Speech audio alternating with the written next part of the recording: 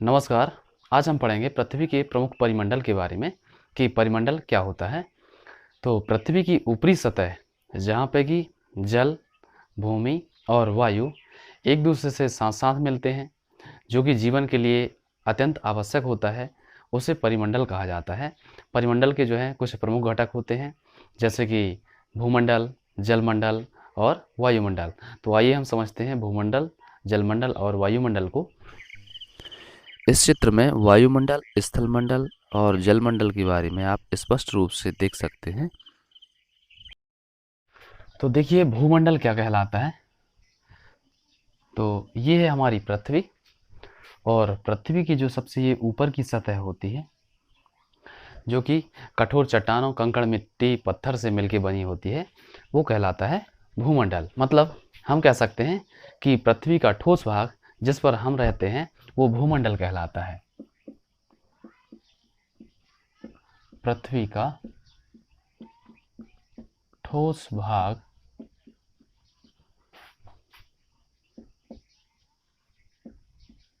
जिस पर हम रहते हैं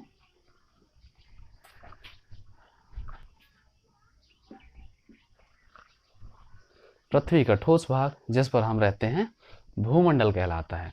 अब हम समझते हैं जलमंडल के बारे में कि जलमंडल क्या है। जलमंडल, तो देखिए ये जो हमारी पृथ्वी है, इसकी ऊपरी सतह भूमंडल के अंतर्गत आती है, और इसी पृथ्वी की ऊपरी सतह में समुद्र भी स्थापित होते हैं, यानी कि समुद्र भी होते हैं। मतलब हमारी जो पृथ्वी है, इसकी ऊपरी सतह पर पानी भी है अधिक मात्रा में, जैसे हम महासागर के नाम से जानते हैं। और ये जो महासागर हैं एक दूसरे से जुड़े हुए होते हैं। पृथ्वी की बहुत बड़े भाग पर जो जल की मात्रा पाई जाती है, यानी कि महासागर के रूप में जो पानी हमारे पृथ्वी की ऊपरी सतह पर होता है, उसे हम जलमंडल कहते हैं, यानी कि जलमंडल कहलाता है। जल की तीनों अवस्थाएं जो है जलमंडल के अंतर्गत आएंगी, जैसे कि बर्फ हो गया, और जल स्वयं हो गया, और जल वाष्प हो गया। मतलब कि पानी की तीनों अवस्थाएं जो है जलमंडल के अंतर्गत आती हैं। तो इसे हम लिखेंगे जलमंडल क्या है। पृथ्वी के बहुत बड़े भाग पर जल पाया जाता है, जिसे हम जलमंडल कहते हैं। अब ये जो जलमंडल है यानी कि महासागर, ये एक दूसरे से जुड़े हुए होते हैं, इसलिए पूरी पृथ्वी में जो है पानी का जो है लेवल एक सा रहता है, यानी कि पानी की जो सतह होती है वो एक सी रहती है।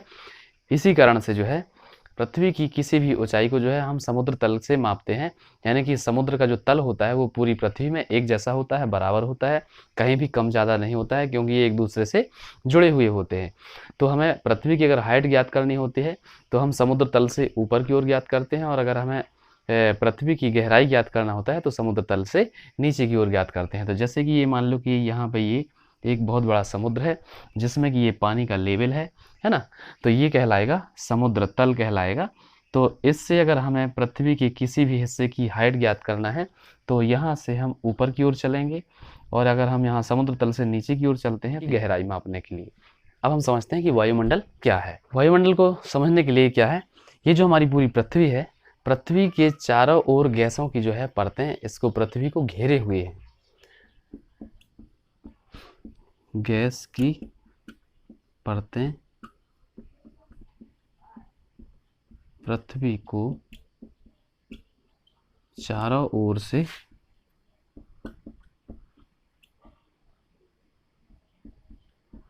घेरती हैं। गैस की परतें जो पृथ्वी को चारों ओर से घेरती हैं उसे हम वायुमंडल कहते हैं। अब ये हो गया हमारा भूमंडल, जलमंडल और वायुमंडल।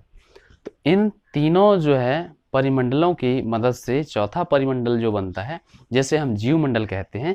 तो जीवमंडल को समझने के लिए यहाँ पे देखिए कि जैसे कि ये है वायुमंडल,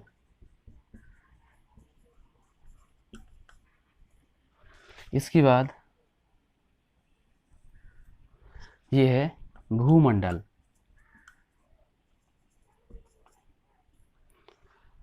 और इसके बाद एक और मंडल है जो कि क्या है, जलमंडल। अब देखो ये भूमंडल वायुमंडल हो गया, भूमंडल हो गया, ये जलमंडल हो गया। इन तीनों के जो मध्य में ये वाला जो क्षेत्र है, ये बहुत सीमित क्षेत्र होता है। तो ये वाला जो क्षेत्र है ये जीवमंडल है।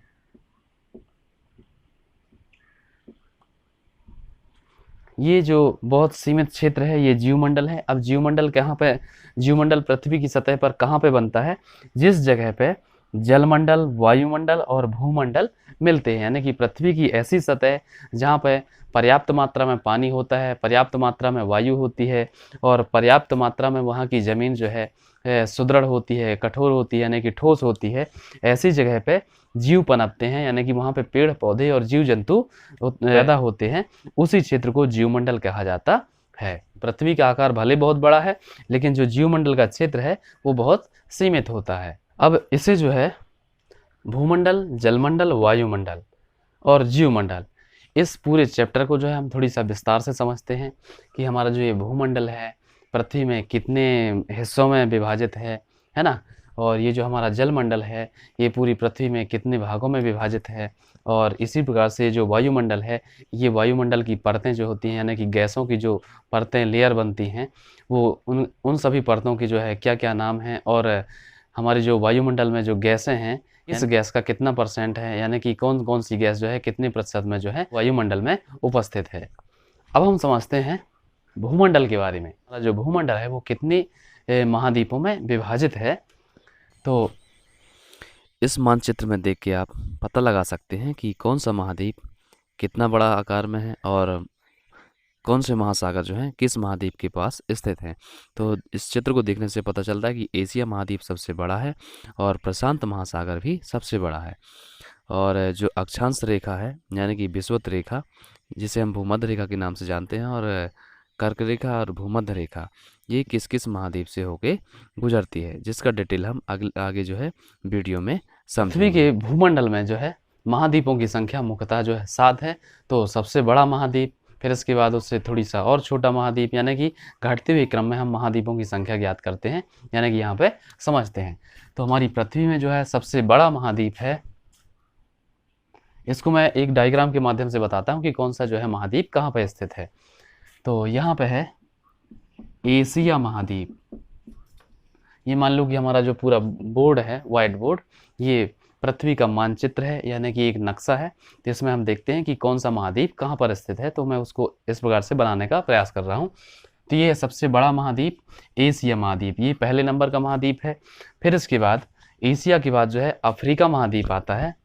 तो यहाँ पे आएगा अफ्रीका महाद्वीप, ये दूसरे नंबर का महाद्वीप है। सबसे बड़ा महाद्वीप एशिया, दूसरे नंबर पे अफ्रीका। फिर इसके बाद है उत्तर अमेरिका,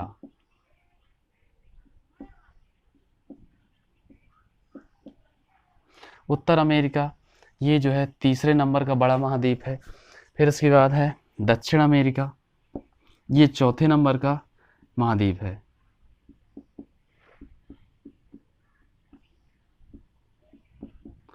ये दक्षिण अमेरिका हो गया, उत्तर अमेरिका, दक्षिण अमेरिका। फिर इसके बाद एशिया के जस्ट पश्चिम साइड जो है और अफ्रीका के उत्तर दिशा में जो है, और अमेरिका, उत्तर अमेरिका के पूर्व की ओर जो है, यहाँ पे है यूरोप, यूरोप महाद्वीप हो गया। छठवें नंबर का महाद्वीप है, यानी कि इसका जो आकार के अनुसार अगर अपन लेते हैं तो यूरोप जो है छठवें नंबर पे आता है। फिर इसके बाद हम देखते हैं यहाँ पे दक्षिणी ध्रुव में अंटार्कटिका महाद्वीप है, अंटार्कटिका महाद्वीप 5वें नंबर का महाद्वीप है। ठीक है, चौथे नंबर का दक्षिण अमेरिका, 5वें नंबर का अंटार्कटिका महाद्वीप, 6वें नंबर पे जो है यूरोप महाद्वीप, और 7वें नंबर पे आता है ऑस्ट्रेलिया। ये है 7वें नंबर का महाद्वीप ऑस्ट्रेलिया। मतलब ये हमने आकार के अनुसार जो है इसकी नंबरिंग की है। सबसे बड़ा महाद्वीप एशिया, फिर दूसरे नंबर पे अफ्रीका, तीसरे नंबर पे उत्तर अमेरिका, चौथे नंबर का जो है दक्षिण अमेरिका महाद्वीप है। फिर पाँचवें नंबर पे आकार के अनुसार अंटार्कटिका आता है। फिर छठवें नंबर पे यूरोप और सातवें नंबर पर ऑस्ट्रेलिया। तो ये हो गया हमारी पृथ्वी का भूमंडल का बंटवारा, यानी कि पृथ्वी का जो भूमंडल है इतने क्षेत्रों में विभाजित है। अब इसके अलावा पृथ्वी के जो है कुछ और छोटे छोटे टुकड़े हैं जिनको हम द्वीप के नाम से जानते हैं। ये सिर्फ हमने जो है अभी समझा महाद्वीप। अब इन महाद्वीपों के बारे में इनकी जो है कुछ खासियत समझ लेते हैं कि कौन सा। एशिया महाद्वीप जो है हमारी पूरी पृथ्वी का 1/3 है, यानी कि हमारी जो पूरी पृथ्वी है उसका 1/3 हिस्सा में जो है एशिया महाद्वीप फैला हुआ है। और ये जो यूरोप है, ये यूरोप महाद्वीप उत्तरी ध्रुव की ओर स्थित है। और ये जो अंटार्कटिका महाद्वीप है ये दक्षिणी ध्रुव में स्थित है। फिर ये जो हमारा अफ्रीका है, अफ्रीका से पृथ्वी की मध्य से हमने पिछले वीडियोज में पढ़ा था कि हमारी पृथ्वी की जो है बिल्कुल मध्य से जो लाइन गुजरती है पूर्व से पश्चिम की ओर, वो भूमध्य रेखा कहलाती है, यानी कि विषुवत रेखा कहलाती है। तो ये अफ्रीका महाद्वीप को जो है लगभग बीच से विभाजित करती है भूमध्य रेखा। और इस अफ्रीका महाद्वीप से कर्क रेखा भी गुजरती है और इससे मकर रेखा भी गुजरती है। मतलब अफ्रीका महाद्वीप जो है इससे तीनों रेखाएं गुजरती हैं, कर्क रेखा, भूमध्य रेखा और मकर रेखा। और ये जो हमारी कर्क रेखा है एशिया महाद्वीप के सबसे दक्षिण में हमारा भारत स्थित है, जिससे जो है कर्क रेखा गुजरती है हमारे भारत से। भारत के फिर कुछ जिलों से, कुछ राज्यों से होकर गुजरती है, जिसको हम जो है नेक्स्ट वीडियो में समझेंगे कि हमारे भारत के किन किन राज्यों से कर्क रेखा गुजरती है और किन किन जिलों से गुजरती है। सिर्फ अभी इसको मोटे तौर पर समझिए। फिर इसके बाद देखते हैं कि ये जो उत्तर अमेरिका और दक्षिण अमेरिका है ये दोनों एक दूसरे से यहाँ बिल्कुल बीच में, साइड भी बहुत बड़ा समुद्र है, इस साइड भी बहुत बड़ा समुद्र है। तो जल राशि के मध्य से अगर कोई बहुत पतला मार्ग जो है एक दूसरे दोनों महाद्वीपों को अगर जोड़ता है, यानी कि स्थल के माध्यम से दोनों महाद्वीप जुड़ते हैं, उसे कहते हैं स्थल संधि। अब इसके बाद यहाँ पे जो है जल संधि के बारे में भी समझ लीजिए कि जल संधि क्या होती है। तो एशिया महाद्वीप में सबसे दक्षिण में हमारा भारत स्थित है और भारत के दक्षिण में स्थित है श्रीलंका। तो श्रीलंका और भारत के मध्य से जो है एक पतला सा कॉरिडोर है, यानी कि दोनों साइड जो है जल की राशि है। तो यहाँ पे हमारा महाद्वीप हो गया, महाद्वीप का हिस्सा भारत हो गया और इसके बाद जो छोटा द्वीप है श्रीलंका हो गया। तो श्रीलंका और भारत के बीच में ये पतली जल राशि से जोड़ते हैं, यानी कि इनके बीच में जो है बहुत पतला समुद्री एरिया है। तो इस संधि को हम कहते हैं जल संधि। इस चित्र में बाएं साइड दिखाया गया है भारत और श्रीलंका के बीच में कि जल संधि क्या होती है, जिसे आप देख के आसानी से समझ सकते हैं कि जल संधि क्या होती है। यूरोप और एशिया के बीच में जो विभाजन का कार्य करता है वो यूराल पर्वत है, यानी कि यूराल पर्वत के माध्यम से यूरोप और एशिया के बीच में जो है विभाजन हो जाता है, ये दोनों एक दूसरे से अलग हो जाते हैं। तो दक्षिण अमेरिका में जो है विश्व की सबसे बड़ी पर्वत श्रृंखला स्थित है, जिसका नाम है एंडीज पर्वत श्रृंखला। इस प्रकार से ये बहुत बड़ी है। और एशिया महाद्वीप का जो हमारा भारत देश है, इसमें विश्व का सबसे ऊंचा पर्वत स्थित है। अफ्रीका में विश्व का सबसे बड़ा मरुस्थल यानी कि सहारा मरुस्थल स्थित है। अफ्रीका महाद्वीप जो है इसमें विश्व की सबसे बड़ी नदी यानी कि नील नदी स्थित है। और ये जो दक्षिण अमेरिका है इसमें विश्व की सबसे चौड़ी नदी अमेजन नदी स्थित है। तो ये हमने समझा भूमंडल को। भूमंडल के बाद हम समझते हैं जलमंडल के बारे में कि जलमंडल क्या है। तो जलमंडल को देखिए, ये अमेरिका हो गया और ये अफ्रीका और यूरोप, इसके मध्य में ये जो हमने लाल सर्किल बनाया तो ये कहलाएगा अटलांटिक महासागर। ये अटलांटिक महासागर जो कि विश्व का दूसरे नंबर का सबसे बड़ा महासागर है। और सबसे बड़ा महासागर जो है वो प्रशांत महासागर है, जो कि एशिया और ऑस्ट्रेलिया के पूर्व में स्थित है। और पृथ्वी जो है गोल है, तो ये जो है समुद्र पृथ्वी के पीछे साइड से, मतलब कि गोल नुमा आकृति में जो है इस उत्तर अमेरिका और दक्षिण अमेरिका के पश्चिम में स्थित है। तो इसको अगर हम जैसे ये पूरे नक्शे को फोल्ड करते हैं तो वो जो है पूर्वी हिस्सा और ये पश्चिमी हिस्सा एक दूसरे से मिल जाते हैं। और ये प्रशांत महासागर जो है संसार का सबसे बड़ा महासागर है और सबसे गहरा महासागर भी जो है यही प्रशांत महासागर है।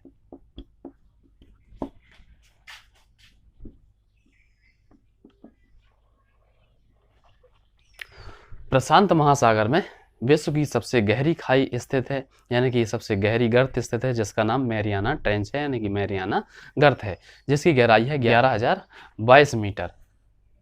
तो ये हो गया प्रशांत महासागर, सबसे बड़ा महासागर, पहले नंबर का है।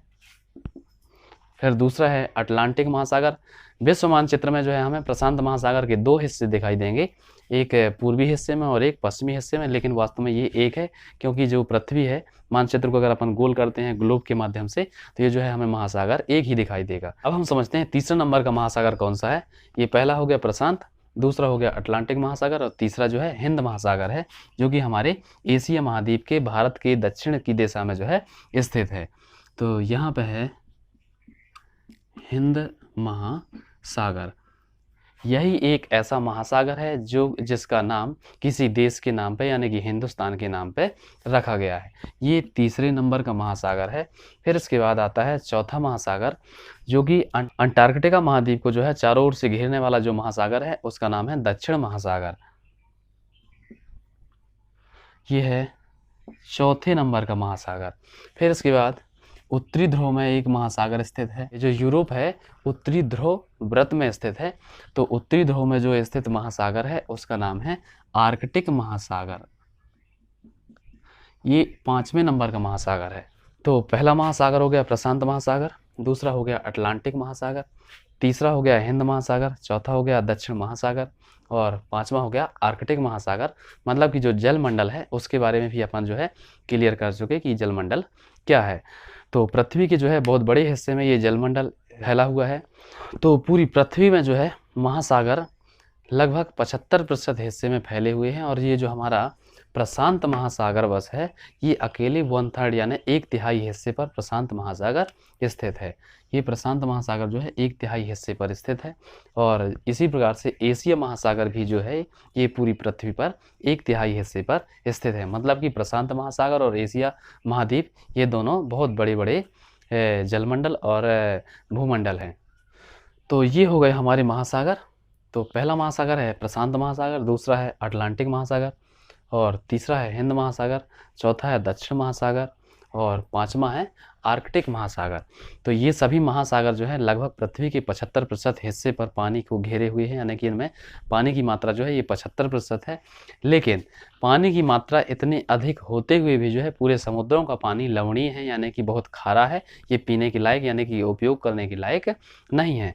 पृथ्वी पर पानी सिर्फ जो है 2.5% पूरे पानी का जो है हिस्सा पीने के लायक है, यानी कि जो हमारे पीने के लायक नमकीन पानी जो है वो है सिर्फ 2.5% और लगभग 97.5% जो है ये पानी खारा है पूरी पानी का, यानी कि पूरे महासागरों का जितना भी पानी है 75% पृथ्वी के हिस्से में जो पानी फैला हुआ है उसमें 97.5% पानी खारा है। सिर्फ 2.5% यानी कि 2.5% जो पानी है वो सिर्फ पीने के लायक है। यानी कि हम इसके बारे में समझ सकते हैं कि अगर हम 2 लीटर पानी लेते हैं तो 2 लीटर पानी में सिर्फ 12 चम्मच पानी अगर निकालते हैं, 2 लीटर पानी में अगर हम 12 चम्मच पानी अलग करते हैं तो वो 12 चम्मच पानी हमारे सिर्फ पीने के लायक है, बाकी पूरा पानी जो है खारा है, यानी कि लवणी है, मतलब कि हमें हमारे पीने के लायक नहीं है। अब हम समझते हैं वायुमंडल के बारे में कि वायुमंडल क्या है। तो हमारी पृथ्वी जो है गैसों की परतों से चारों ओर से घिरी हुई है, जैसे हम वायुमंडल कहते हैं, और इस वायुमंडल में जो है कुछ परतें होती हैं जिनको हम समझने का प्रयास करते हैं। तो जैसे कि ये हमारी पृथ्वी है, ये है पृथ्वी, और पृथ्वी के चारों ओर कुछ परतें बनी हुई हैं। तो जैसे ये पहली परत है, फिर ये है दूसरी परत, ये है तीसरी परत, ये है चौथी परत और ये है पांचवी परत। ये तो देखो, ये जो पहली परत है इसे हम कहते हैं क्षोभ मंडल।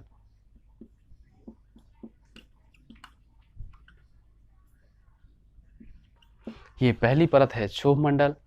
दूसरी वाली परत जो है इसे कहते हैं समताप मंडल। ये वाली जो नेक्स्ट परत है तीसरी परत, इसे कहते हैं मध्य मंडल। और ये चौथी परत जो है इसे कहते हैं आयन मंडल। और पांचवी परत जो है वो है बहिर्मंडल। सबसे लास्ट वाली परत बहिर्मंडल, फिर उससे नीचे वाली अयनमंडल, फिर उससे नीचे वाली मध्यमंडल और इससे नीचे वाली समताप मंडल और फिर इसके बाद सबसे नीचे यानी कि पृथ्वी से सबसे नज़दीक वाली जो परत है वो है क्षोभ मंडल। अब ये सभी जो हमारी वायु की परतें हैं ये गैसों से मिलकर बनी हुई है और गैसों में जो है बहुत कई प्रकार की गैसों का मिश्रण होता है।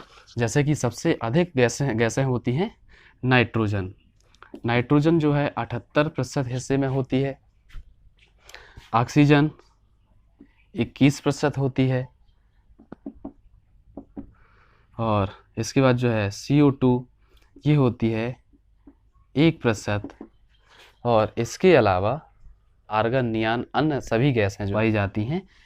तो इस पृथ्वी के चारों ओर जो हमारा वायुमंडल है ये लगभग 1600 किलोमीटर तक की ऊंचाई तक फैला हुआ है। अब हम समझते हैं कि ये जो क्षोभ मंडल है, समताप मंडल, मध्यमंडल, अयनमंडल, बहिर्मंडल, इनमें कौन से कार्य होते हैं। ये जो क्षोभ मंडल है इसमें बादलों का निर्माण होता है। एरोप्लेन जो है बादलों के ऊपर उड़ते हैं और मध्यमंडल जो होता है इसमें हमारी मध्यमंडल में मिसाइल जो होती हैं उन्हें इसी मंडल में छोड़ा जाता है। मध्यमंडल में जो है मध्यमंडल में मिसाइलों को छोड़ा जाता है।